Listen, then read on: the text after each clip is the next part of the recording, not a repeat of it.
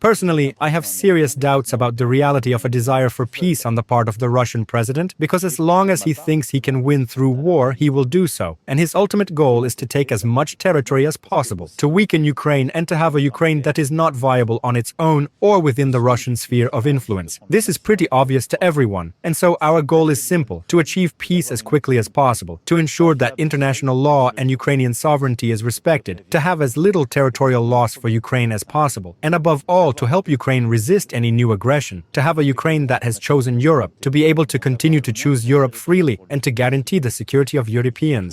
US President Donald Trump is ready to send fighter jets to Ukraine to impose a no-fly zone. European allies are working around the clock to prepare robust security guarantees for Ukraine. So how did US President Donald Trump get to sending fighter jets to Ukraine, and will Vladimir Putin make at least a single concession on Ukraine war? US President Donald Trump said that he could send fighter jets to Ukraine to support the European peacekeeping mission after the end of the war in Ukraine. Trump's pledge to provide Ukraine with security guarantees forced European allies to seriously prepare for such mission. Moreover, President Trump has criticized his predecessor Joe Biden for not allowing Ukraine to strike inside Russia. Quote, "It is very hard, if not impossible, to win a war without attacking an invader's country. It's like a great team in sports that has a fantastic defense, but is not allowed to play offense. There is no chance of winning. It is like that with Ukraine and Russia." Meanwhile, according to Reuters, military chiefs from the US and a number of European countries on Thursday presented possible military options on the war in Ukraine.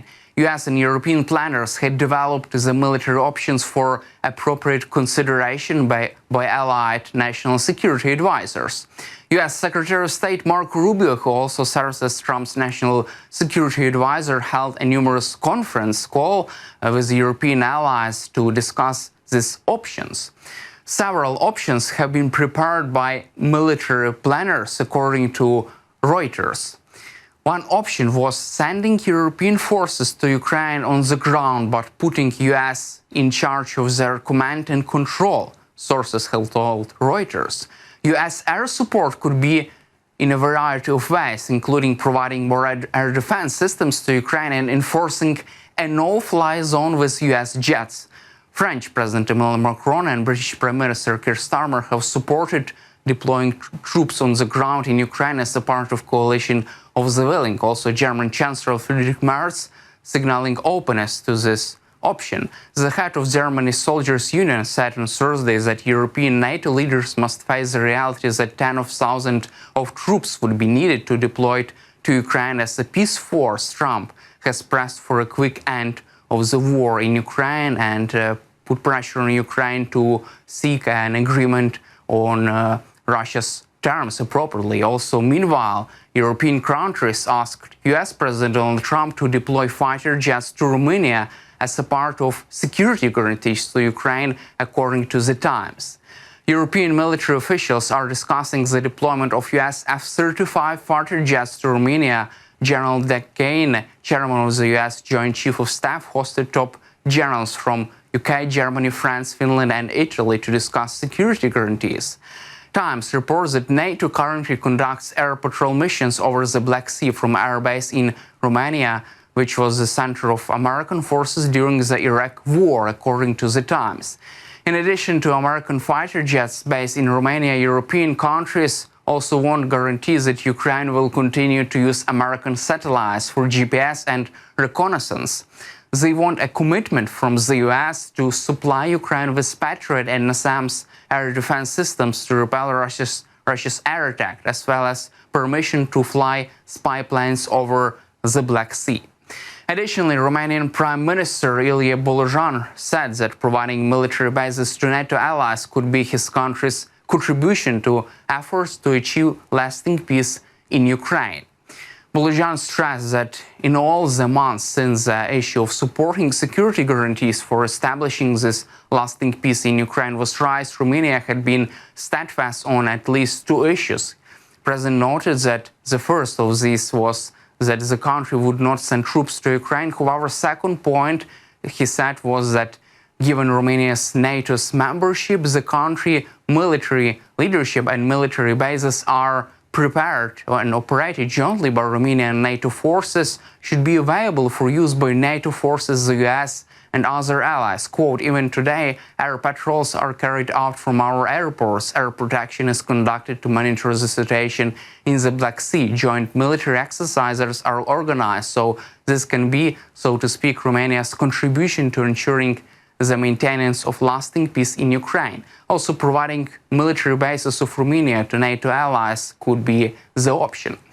Meanwhile, the head of the British Armed Forces told his American counterpart that the UK is ready to send troops to protect the skies and seas of Ukraine, but not to the front lines with Russia, according to The Guardian. Sir Attorney Radakin has confirmed that Britain would provide soldiers to help with logistics and training, but will not station them near Russia. Minister said this meant logistical and training support, but not sending battalions on the front lines to fight Russia. Prime Minister Keir Starmer has said that it will only be possible if the US is prepared to provide security guarantees. Britain also plans to use the meeting to explain Trump's administration that it is prepared to do always to defend Ukraine. If a peace deal is signed, officials say British troops could be deployed to help with logistics to protect Ukraine's airspace and ports, but not in a situation that could lead to direct combat. Some experts say European leaders do not expect Putin to agree to even such limited deployment of NATO troops, and they are aiming just to isolate Russian dictator by proposing such plan. British officials insist that it's not the case, and the Britain and its partners are also making serious preparation to send troops to Ukraine if necessary. In the meantime, Italian Prime Minister Giorgia Meloni has proposed European allies to plan to provide security guarantees to Ukraine in the form of collective assistance, according to Bloomberg sources. Meloni's plan provides for collective security guarantees for Ukraine, but does not provide for full membership in alliance, which the article calls NATO Light. It will oblige countries that have signed bilateral agreements with Ukraine to quickly lead on a response in the event of attack on it. Such a response could include providing Ukraine with long-term defense support, economic assistance, and strengthening Ukraine's armed forces, as well as imposing sanctions. The Italian Prime Minister was the first to propose providing Ukraine with Article 5-like security guarantees. Meanwhile, US President Donald Trump intends to leave it to Russia and Ukraine to organize a meeting between the President Zelensky and Russian dictator Putin. Trump withdraws from the time being from negotiations to end the war, according to The Guardian. Trump has told his advisors that a three-way meeting will take place after the leaders of two countries meet. President Trump has told advisors in recent days that he intends to hold a three-way meeting with two leaders only after they meet, although it remains unclear whether this first meeting will happen, and Trump has no intention of participating in these efforts. In a foreign interview with BBC talk show, Trump said that he thought it would be better for Putin and Zelensky to meet without him first. A senior administration official described the US president as a wait-and-see on the possibility of meeting between Vladimir Putin and Ukrainian President Zelensky, but there has been a literal real sign of progress in the recent days, and the White House has no list of locations where the meeting could take place. Moreover, Ukrainian President Volodymyr Zelensky says that Russia has been purposely targeting American investments in Ukraine. He said Moscow has shown no signs of pursuing meaningful negotiations to end the war. Zelensky urged European allies and American allies to respond with stronger sanctions against Russia, including tougher tariffs.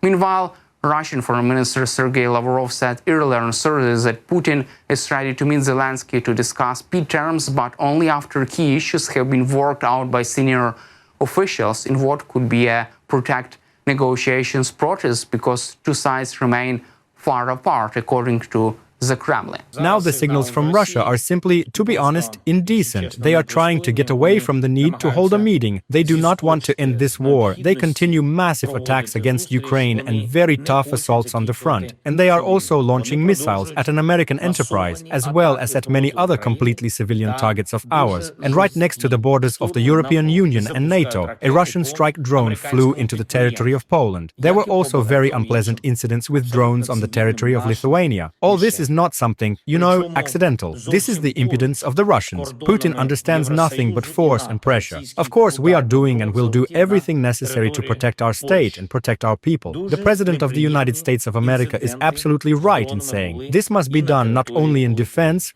That's all for today. Subscribe to our YouTube channel and glory to Ukraine.